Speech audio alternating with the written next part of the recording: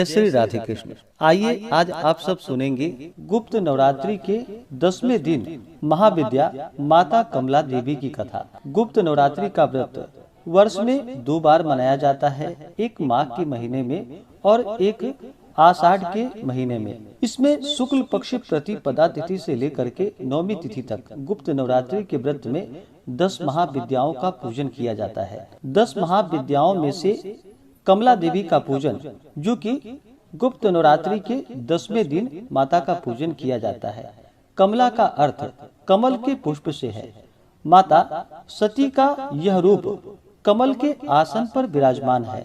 साथ ही माता रानी जिस सरोवर में है वहाँ भी चारों ओर कमल के पुष्प हैं। माता रानी ने हाथों में भी कमल के पुष्प ही पकड़ रखे हैं, जिस कारण इनका नाम कमला देवी पड़ा। माता कमला का स्वरूप मन को मोह लेने वाला व शांति को प्रदान करने वाली है। माता का वर्ण सुनहरे रंग का है, जिसमें से तेज निकल रहा है। उन्होंने लाल रंग के वस्त्र पहने हुए हैं और कई तरह के सोने के आभूषणों से सुसज्जित हैं। माता ने मुकुट पहना हुआ है तथा उनके केश खुले हुए हैं। भगवान शिव की भांति उनके भी 3 नेत्र हैं तथा वे एक सरोवर में कमल के पुष्प पर विराजमान हैं। माता जिस सरोवर में है वहाँ उनके आसपास कई कमल के पुष्प लगे हुए हैं। माता रानी के 4 हाथ हैं, जिसमें से 2 में उन्होंने कमल के पुष्प पकड़ रखे हैं तथा अन्य 2 हाथ में वर व अभय मुद्रा है। माता रानी के दोनों ओर 4 हाथी हैं, जो जल से उनका अभिषेक करते हैं। माता रानी का यह रूप अपने भक्तों पर सदैव कृपा करने वाला और उनकी सभी इच्छाओं की पूर्ति करने वाला है। जो भी सच्ची श्रद्धा के साथ माता कमला देवी का पूजन करते हैं, तो जिस प्रकार से माता लक्ष्मी की साधना करने से जिस लाभ की प्राप्ति होती है, वही लाभ माता कमला देवी की पूजा करने से प्राप्त होता है। क्योंकि कमला देवी को माँ लक्ष्मी का ही स्वरूप माना जाता है, इसलिए जो भी भक्तगण माँ कमला के रूप में पूजा करते हैं, उनकी व उनके परिवार की आर्थिक स्थिति पहले की तुलना में बेहतर हो जाती है। तो आइए सुनते हैं माता कमला देवी से जुड़ी हुई कथा। तो बोलिए प्रेम से माता कमला देवी की जय। श्री की अधिष्ठात्री शक्ति महाविद्या कमला की जयंती, जो कि दीपावली के दिन ही बतलाई गई है, श्रीमद् भागवत के 8वें स्कंध के 8वें अध्याय में भगवती कमला के उद्भव की विस्तृत कथा भी बतलाई गई है। देवताओं एवं असुरों द्वारा अमृत प्राप्ति के उद्देश्य से किए गए समुद्र मंथन के फलस्वरूप इनका प्रादुर्भाव हुआ था।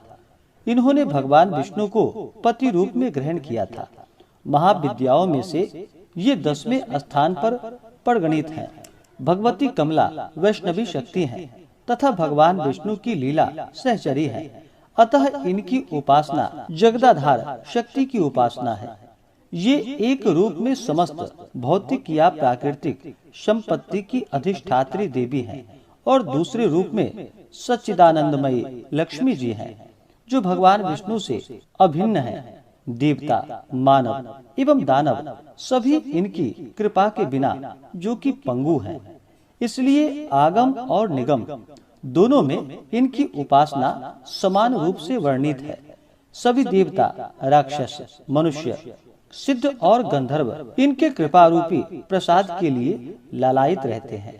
महाविद्या कमला के ध्यान में बताया गया है कि इनकी कांति स्वर्ण के समान है।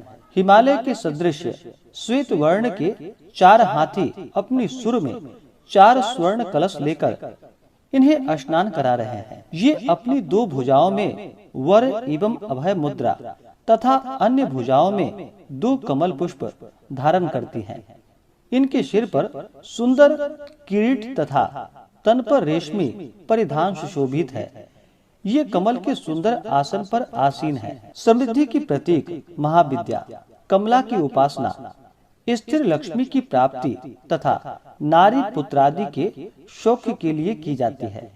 कमला को लक्ष्मी तथा षोडशी भी कहा जाता है।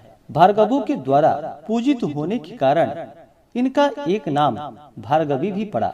इनकी कृपा से पृथ्वी पतित्व तथा पुरुषोत्तमत्व दोनों की प्राप्ति हो जाती है। भगवान आद्य शंकराचार्य जी के द्वारा विरचित कनकधारा स्तोत्र और श्री सूक्त का पाठ, कमल गट्टे की माला पर श्री मंत्र का जप, बिल्वपत्र तथा बिल्व फल के हवन से कमला महाविद्या की विशेष कृपा प्राप्त होती है। स्वतंत्र तंत्र में कोलासुर के वध के लिए इनका प्रादुर्भाव होना भी बताया गया है। वाराही तंत्र के अनुसार प्राचीन काल में ब्रह्मा, विष्णु तथा शिव द्वारा पूजित होने के कारण कमला का एक नाम त्रिपुरा प्रसिद्ध हुआ। कालिका पुराण में कहा गया है कि त्रिपुर शिव जी की भार्या होने से इन्हें त्रिपुरा भी कहा जाता है। ब्रह्मा जी, शिव जी एवं विष्णु जी में कोई भेद नहीं है, तीनों एक ही हैं। शिव अपनी इच्छा से त्रिधा हो गए। उनका उधर्व भाग गौर वर्ण, चार भुजा वाला चतुर्मुख ब्रह्म रूप कहलाया।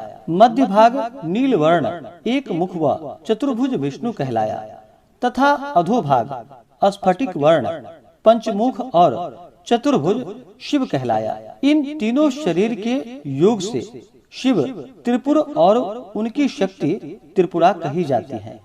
चिंतामणि गृह में इनका निवास है।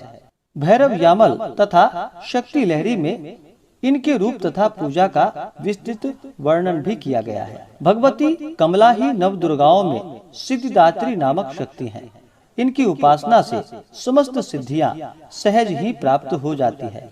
पुरुषोक्त में सृष्यते लक्ष्मीश्च पतन्या कह करके कमला को परम पुरुष भगवान विष्णु की पत्नी बतलाया गया है। अश्व, रथ, हस्ती के साथ उनका संबंध राज्य वैभव का सूचक है। पद्मी स्थित होने तथा पद्म वर्णा होने का भी संकेत श्रुति में है। भगवत शक्ति कमला के 5 कार्य हैं: तिरोभाव, सृष्टि, स्थिति, संहार और अनुग्रह। भगवती कमला स्वयं कहती हैं कि नित्य निर्दोष परमात्मा नारायण के सब कार्य मैं स्वयं करती हूँ। भगवती कमला अपने उपासक को पूर्णता प्रदान करती हैं। इस प्रकार भगवती काली से लेकर कमला तक 10 महाविद्याएं सृष्टि और व्यष्टि, गति, स्थिति, विस्तार, भरण पोषण, नियंत्रण, जन्म मरण, उन्नति, अवनति, बंधन तथा मोक्ष की अवस्थाओं की प्रतीक है। अनेक होते हुए भी वस्तुतः परमात्मा की एक ही शक्ति है। तो बोलिए प्रेम से माता कमला देवी की जय। तो आइए सुनते हैं गुप्त नवरात्रि से जुड़ी हुई पौराणिक कथा। कथा के अनुसार एक समय श्रृंगी ऋषि भक्त जनों को दर्शन दे रहे थे। अचानक भीड़ से एक स्त्री निकल कर आई और करबद्ध होकर के ऋषि श्रृंगी से बोली कि हे भगवान, मेरे पति दुर्व्यसनों से सदा घिरे रहते हैं, जिस कारण मैं कोई पूजा पाठ नहीं कर पाती, धर्म और भक्ति से जुड़े पवित्र कार्यों का संपादन भी नहीं कर पाती, यहाँ तक कि ऋषियों को उनके हिस्से का अन्न भी समर्पित नहीं कर पाती। मेरे पति मांसाहारी हैं, जुआरी हैं, लेकिन मैं माँ दुर्गा की सेवा करना चाहती हूँ। उनकी भक्ति साधना से अपने और परिवार के जीवन को सफल बनाना चाहती हूँ। ऋषि श्रृंगी महिला के भक्ति पूर्व वचनों को सुनकर बड़े प्रभावित हुए।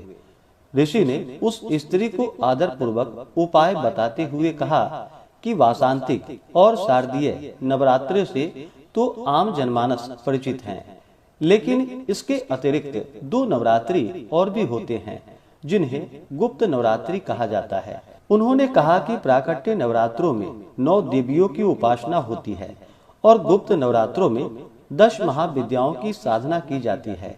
इस नवरात्रों की प्रमुख देवी स्वरूप का नाम सर्वैश्वर्य कारिणी देवी है। यदि इन गुप्त नवरात्रि में कोई भी भक्त माता दुर्गा की पूजा साधना करता है तो माँ उसके जीवन को सफल कर देती है। ऋषि श्रृंगी ने आगे कहा कि लोभी, कामी, व्यसनी, मांसाहारी अथवा पूजा पाठ न कर सकने वाला भी यदि गुप्त नवरात्रों में माता की पूजा करता है तो उसे जीवन में कुछ भी और करने की आवश्यकता नहीं पड़ती है। इस प्रकार उस स्त्री ने ऋषि श्रृंगी के वचनों पर पूर्ण श्रद्धा करते हुए गुप्त नवरात्रि की पूजा की और फिर माता उस पर प्रसन्न हुई और उस स्त्री के जीवन में परिवर्तन आने लगा। उसके घर में सुख शांति आ गई। पति जो गलत रास्ते पर था वह भी सही मार्ग पर आ गया। अन्य कथा के अनुसार प्राचीन समय में सूरत नाम के राजा थे। राजा प्रजा की रक्षा में उदासीन रहने लगे थे। परिणाम स्वरूप पड़ोसी राजा ने उन पर चढ़ाई कर दी। सूरत की सेना भी शत्रु से मिल गई थी। परिणाम स्वरूप राजा सूरत की हार हुई और वह जान बचाकर जंगल की तरफ पलायन कर गए। उसी वन में समाधि नामक एक वणिक अपनी स्त्री एवं संतान की दुर्व्यवहार के कारण निवास करता था। उसी वन में वणिक समाधि और राजा सूरत की भेंट हुई। दोनों में परस्पर परिचय हुआ। वे दोनों घूमते हुए महर्षि मेधा के आश्रम में पहुँचे। महर्षि मेधा ने उन दोनों के आने का कारण जानना चाहा, तो वे दोनों बोले कि हम अपने ही सगे संबंधियों द्वारा अपमानित एवं तिरस्कृत होने पर भी हमारे हृदय में उनका मोह बना हुआ है। इसका क्या कारण है? महर्षि मेधा ने उन्हें समझाया कि मन शक्ति के अधीन होता है और आदि शक्ति के विद्या और अविद्या के दो रूप हैं। विद्या ज्ञान स्वरूप है और अविद्या अज्ञान स्वरूपा। जो व्यक्ति अविद्या के आदि कारण रूप में उपासना करते हैं उन्हें वे विद्या स्वरूपा प्राप्त होकर मोक्ष प्रदान करती हैं। इतना सुनकर राजा सूरत ने प्रश्न किया कि हे महर्षि, देवी कौन है? उनका जन्म कैसे हुआ? महर्षि बोले, आप जिस देवी के विषय में पूछ रहे हैं वह नित्य स्वरूपा और विश्वव्यापिनी है। उनके बारे में ध्यान पूर्वक सुनो। कल्पांत के समय विष्णु भगवान क्षीर सागर में अनंत शैया पर शयन कर रहे थे। तब उनके दोनों कानों से मधु और कैटभ नामक दो दैत्य उत्पन्न हुए। वे दोनों विष्णु की नाभि कमल से उत्पन्न ब्रह्मा जी को मारने के लिए दौड़े। ब्रह्मा जी ने उन दोनों राक्षसों को देखकर विष्णु की शरण में जाने की सोची, परंतु विष्णु भगवान उस समय सो रहे थे। तब उन्होंने विष्णु भगवान को जगाने हेतु उनके नयनों में निवास करने वाली योग निद्रा देवी की स्तुति की। परिणाम स्वरूप तमोगुण अधिष्ठात्री देवी विष्णु भगवान के नेत्र, नासिका, मुख तथा हृदय से निकलकर ब्रह्मा के सामने उपस्थित हो गई। योग निद्रा के निकलते ही विष्णु भगवान उठकर बैठ गए। भगवान विष्णु और उन राक्षसों में 5000 वर्षों तक युद्ध चलता रहा। अंत में मधु और कैटभ दोनों राक्षस मारे गए। ऋषि बोले, अब ब्रह्मा जी की स्तुति से उत्पन्न महामाया देवी की वीरता तथा प्रभाव का वर्णन करता हूँ, उसे ध्यान पूर्वक सुनो। एक समय देवताओं के स्वामी इंद्र तथा दैत्यों के स्वामी महिषासुर में सैकड़ों वर्षों तक घनघोर संग्राम हुआ। इस युद्ध में देवराज इंद्र की पराजय हुई और महिषासुर इंद्रलोक का स्वामी बन बैठा। अब देवतागण ब्रह्मा के नेतृत्व में भगवान विष्णु और भगवान शंकर की शरण में गए। देवताओं की बातें सुनकर भगवान विष्णु तथा भगवान शंकर क्रोधित हो गए। भगवान विष्णु के मुख तथा ब्रह्मा, शिवजी तथा इंद्र आदि के शरीर से एक तेज पुंज निकला, जिससे समस्त दिशाएं जलने लगी और अंत में यही तेज पुंज एक देवी के रूप में परिवर्तित हो गया। देवी ने सभी देवताओं से आयुध एवं शक्ति प्राप्त करके उच्च स्वर में अट्टहास किया, जिससे तीनों लोकों में हलचल सी मच गई। महिषासुर अपनी सेना लेकर इस सिंहनाद की ओर दौड़ा। उसने देखा कि देवी के प्रभाव से तीनों लोक आलोकित हो रहे हैं। महिषासुर की देवी के सामने एक भी चाल सफल नहीं हुई और वह देवी के हाथों मारा गया। आगे चलकर यही देवी शुंभ और निशुंभ राक्षसों का वध करने के लिए गौरी देवी के रूप में अवतरित हुई। इन उपरोक्त व्याख्यानों को सुनकर मेधा ऋषि ने राजा सूरत तथा वणिक से देवी स्तवन की विधिवत व्याख्या की। राजा और वणिक नदी पर जाकर देवी की तपस्या करने लगे। 3 वर्ष घोर तपस्या करने के बाद देवी ने प्रकट होकर उन्हें आशीर्वाद दिया। इससे वणिक संसार के मोह से मुक्त होकर आत्मचिंतन में लग गया और राजा ने शत्रुओं पर विजय प्राप्त करके अपना वैभव प्राप्त कर लिया। इस प्रकार से जो भी माता की आराधना करते हैं, माता उनके सभी प्रकार के मनोरथ को सिद्ध कर देती हैं। तो बोलिए प्रेम से दश महाविद्या माता की जय, नव दुर्गा देवी की जय, सर्व देवी देवता की जय। तो आशा करता हूँ कि यह जानकारी आपको अच्छा लगा हो। इसी प्रकार से ज्ञानवर्धक जानकारियाँ प्राप्त करते रहने के लिए, व्रत पूजा के बारे में जानने के लिए, कथा को सुनने के लिए चैनल पे अगर आप पहली बार आए हैं तो चैनल को लाल बटन दबा करके सब्सक्राइब करें, साथ में बेल आइकन घंटी को दबाएं ताकि आने वाली वीडियो का नोटिफिकेशन आपको समय से मिलता रहे।